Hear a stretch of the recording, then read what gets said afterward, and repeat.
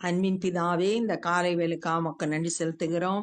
நீர் எங்கள் அடைக்கலம், எங்கள் கோட்டை, எங்கள் தேவன், நாங்கள் நம்பி இருக்கிறவர். உம்மை நன்றியோடு துதிக்கிறோம், உம்மை ஸ்தோத்தரிக்கிறோம். ஆண்டவரே, உம்முடைய கரத்துல எங்களை ஒப்பு கொடுக்கிறோம்.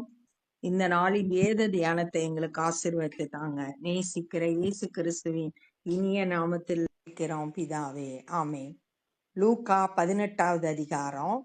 சோர்ந்து போகாமல் எப்பொழுதும் ஜெபம் பண்ண வேண்டும் என்பதை குறித்து அவர்களுக்கு அவர் ஒரு உவமையை சொன்னார்.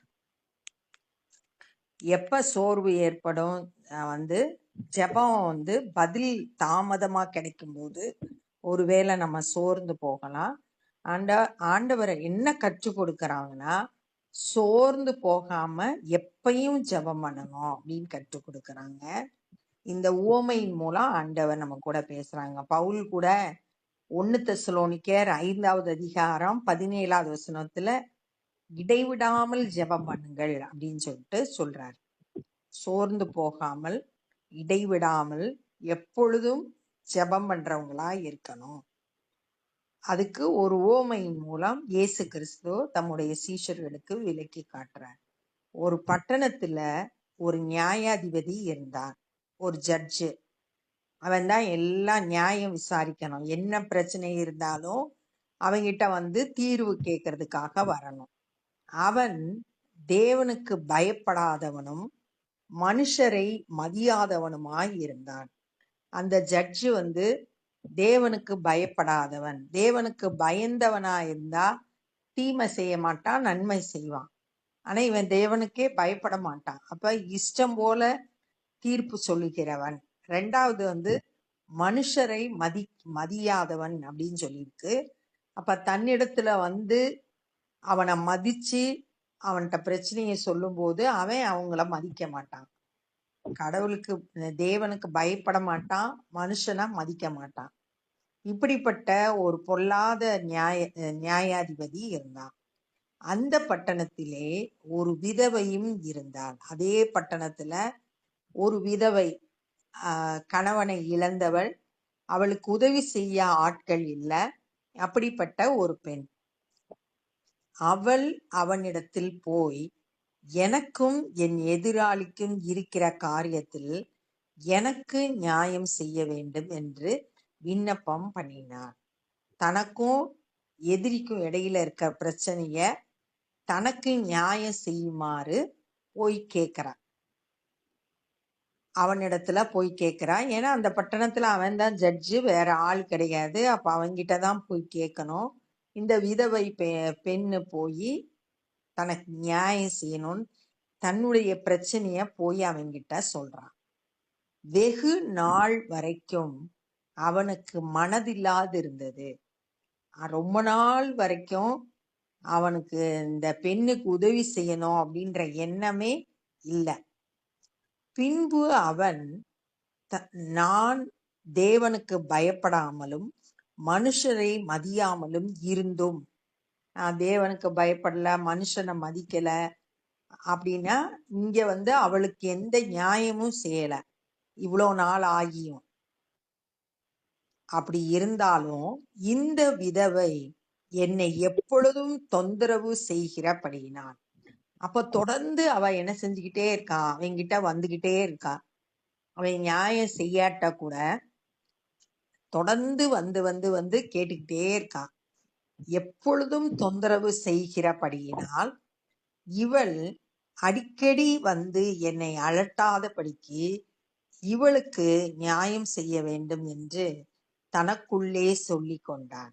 இனி அடிக்கடி வரக்கூடாது, இவளுக்கு நியாயம் செஞ்சிடணும் அப்படின்னு தனக்குள்ள சொல்லி செயல்படுறான் அப்படின்றத பாக்குறோம். இனி அவ என்னை தொந்தரவு செய்யக்கூடாது, அடிக்கடி வரக்கூடாது, அதுக்காக நான் நியாயம் செய்ய போறேன் அப்படின்னு சொல்றான். பின்னும் கர்த்தர் அவர்களை நோக்கி அநீதி உள்ள அந்த நியாயாதிபதி சொன்னதை சிந்தித்து பாருங்கள். இப்ப அவன் சொன்னத யோசித்து பாருங்க. அவன் அநீதி உள்ள நியாயாதிபதி, நீதியா செயல்படாதவன், சரியானதை செய்யாதவன். அவன் சொன்னத கொஞ்சம் யோசித்து பாருங்க. அந்தபடியே தேவன் தம்மை நோக்கி இரவும் பகலும் கூப்பிடுகிறவர்களாகிய தம்மால் தெரிந்து கொள்ளப்பட்டவர்களின் விஷயத்தில் நீடிய பொறுமையுள்ளவராயிருந்து அவர்களுக்கு நியாயம் செய்யாமல் இருப்பாரோ? அந்த நியாயாதிபதி பொல்லாதவனாய் இருந்தா கூட அந்த பெண்ணுக்கு நியாயம் செய்கிறான், தொடர்ந்து கேட்டுக்கிட்டே இருந்ததுனால. ஆனா தேவன் இரவும் பகலும் தம்மை நோக்கி கூப்பிடுகிறவர்கள் விஷயத்தில், சங்கீதம் 145:18 சொல்லிருக்கு, உண்மையாய் தம்மை நோக்கி கூப்பிடுகிறவர்களுக்கு தேவன் சமீபமாய் இருக்கிறார் அப்படின்னு சொல்லியிருக்கு. அதனால இரவும் பகலும் அவரை நோக்கி கூப்பிடுறவங்க விஷயத்துல ஒருவேளை உடனடியா பதில் இல்லாட்டா கூட நீடிய பொறுமையுள்ளவராயிருந்து நிச்சயம் அவங்களுக்கு நியாயம் செய்வார். பிரசங்கி 3:11 சொல்லிருக்கு, அவர் சகலத்தையும் அதனதன் காலத்துல நேர்த்தியாய் செய்கிற கர்த்தர். ஒருவேளை நமக்கு ஜெபம் தாமதமா கேட்கறதுனால நம்ம சோர்ந்து போயிடலாம். என்ன, நான் இவ்வளோ நாள் ஜெபம் பண்றேன், ஆனா எனக்கு பதில் வரலையே அப்படின்னு சொல்லிட்டு நம்ம சோர்ந்து போகலாம். ஆண்டவர் ஆனா சரியான நேரத்துல சரியான காரியத்தை செயல்படுத்துகிற தேவன். அந்த விசுவாசம் நமக்குள்ள இருந்துச்சுன்னா எவ்வளவு தாமதமானாலும் நம்ம அவருக்காக காத்திருப்போம். அவருக்கு சித்தமான வேலையில சித்தமான காரியத்தை செயல்படுத்துகிற தேவன். தாமதித்தாலும் சரியான நேரத்துல செய்து முடிப்பார். அந்த விசுவாசம் நமக்கு வேணும். அப்ப நம்ம சோர்ந்து போக மாட்டோம் ஜெபத்துல. சீக்கிரத்திலே அவர்களுக்கு நியாயம் செய்வார். என்ன நியாயம் வேணுமோ அந்த நியாயத்தை சீக்கிரமா செய்வார் என்று உங்களுக்கு சொல்லுகிறேன். ஆகிலும் மனுஷகுமாரன் வரும்போது, ஆண்டவருடைய வருகை நாளில பூமியிலே விசுவாசத்தை காண்பாரோ? இந்த பூமிக்கு ஆண்டவரோட வருகை வரும்போது இப்படிப்பட்ட விசுவாசத்தை ஆண்டவர் காண்பாரோ அப்படின்னு இருக்கு. விசுவாசம் இருந்தாதான் தேவன் மேல என் ஜெபத்தை கேட்பாரு, பதில் கொடுப்பாரு. தாமதிச்சாலும் சரியான நேரத்துல என் ஜெபம் கேட்கப்படும் அப்படின்ற விசுவாசத்தை அவர் வரும் நாளில நம்ம கிட்ட பார்க்கணும். நம்ம அவரை நம்பணும். எபிரேயர் 11:6 சொல்லப்பட்ட மாதிரி அவர் உண்டென்றும் அவர் தம்மை தேடுகிறவர்களுக்கு பலன் அளிக்கிறவர் என்றும் விசுவாசிக்க வேணும். விசுவாசம் இல்லாம தேவனுக்கு பிரியமாய் இருப்பதுன்றது கூடாத காரியம், முடியவே முடியாது. தேவனுக்கு பிரியமா இருக்கணும்னா அவரை விசுவாசிக்கணும்.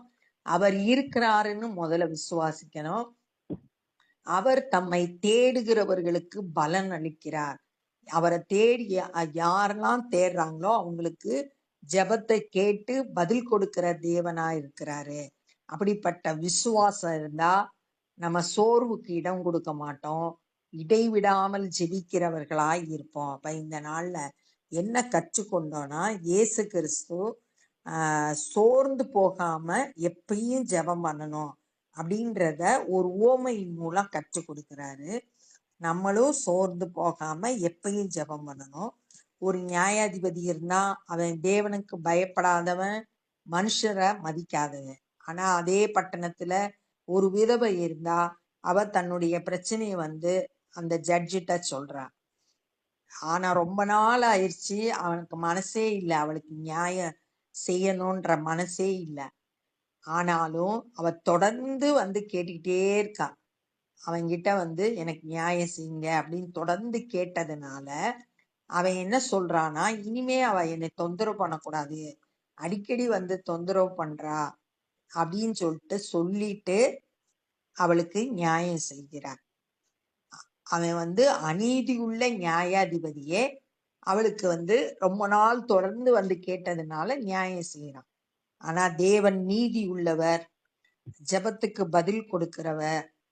தாமதித்தாலும் அவர் வேலையில கரெக்டா செயல்படுவார். நம்மளோட பார்வைக்கு அது தாமதமா தெரியும், ஆனா அவரோட வேலையில சகலத்தையும் அதனதன் காலத்துல நேர்த்தியாய் செய்கிற கர்த்தர். அவர்கிட்ட வல்லமை இருக்கு செய்யறதுக்கு. அவர் ஆனா ஏற்ற வேளையில செய்வார். நம்ம எதிர்பார்க்கிற நேரம் ஒருவேளை தாமதிக்கலாம்.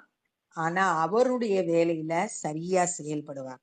இரவும் பகலும் தம்மை நோக்கி கூப்பிடுகிறவர்கள், தம்மால் தெரிந்து கொள்ளப்பட்டவர்கள் விஷயத்துல அவர் நியாயம் செய்வார். சீக்கிரத்துல நியாயம் செய்வார் அப்படின்றத சொல்லிட்டு, ஆனாலும் மனுஷகுமாரன் வரும்போது இயேசு கிறிஸ்துடைய வருகை நாள்ல விசுவாசத்தை காண்பார். நம்ம கிட்ட விசுவாசத்தை பார்க்கணும் விரும்புகிறார். விசுவாசம் நமக்குள்ள இருக்கணும். விசுவாசத்துல நம்ம குறைவு இருக்கக்கூடாது. விசுவாசத்தோடு அவர்கிட்ட நம்ம கேட்கும்போது எல்லா ஜெபத்தையும் ஆண்டவர் கேட்டு பதில் கொடுக்கிறாரு. தாமதித்தாலும் நிச்சயமா நமக்கு பதில் இருக்கு. இப்ப நம்ம ஜெபம் பண்ண போறோம். அன்பின் பிதாவே, இந்த நாள்ல நாங்க கற்றுக்கொண்ட இந்த வேத பகுதிக்காய் நன்றி செலுத்துகிறோம். அநேக நேரங்கள் எங்களுடைய ஜெபம் தாமதமாகும் போது சோர்ந்து போய் ஜெபிக்கிறத விட்டு விடுறோம். ஆண்டவரே, இந்த நாள்ல நாங்க கற்றுக்கொண்டபடி ஆண்டவரே இடைவிடாமல் ஜெபிக்க எங்களுக்கு உதவி செய்யுங்க. சோர்ந்து போகாமல் ஜெபிக்க, விசுவாசத்துல தளர்ந்து விடாம ஆண்டவரே உம்மை நேசிக்க, ஆண்டவரே உம்மை விசுவாசிக்க எங்களுக்கு பலன் தாரும். இந்த நேரத்துல கூட ஆண்டவரே எந்தெந்த காரியங்கள்ல தாமதமாய் ஆண்டவரே உமக்கு காத்திருக்கிறோமா, அந்த காரியங்கள்ல நீங்க இடைப்பட்டு அற்புதத்தை செய்யுங்க. ஆண்டவரே ஸ்தோத்திரம். ஆண்டவரே, நீர் எல்லாவற்றையும் செய்ய வல்லவர்.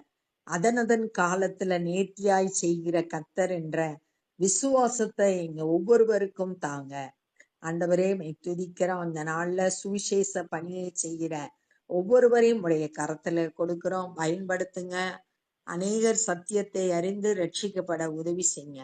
நாங்களும் சுவிசேஷ பணியிலே எங்களால் இயன்றதை செய்ய கிருபை தாரும். நேசிக்கிற இயேசு கிறிஸ்துவின் இனிய நாமத்தில் கேட்கிறோம் பிதாவே, ஆமென். என் ஆத்துமாவே கர்த்தரை ஸ்தோத்திரி, என் முழு உலமே பரிசுத்த நாமத்தை ஸ்தோத்திரி. என் ஆத்துமாவே கர்த்தரை ஸ்தோத்திரி, கர்த்தர் செய்த சகல உபகாரங்களை மறவாதே. ஆமென். God bless you.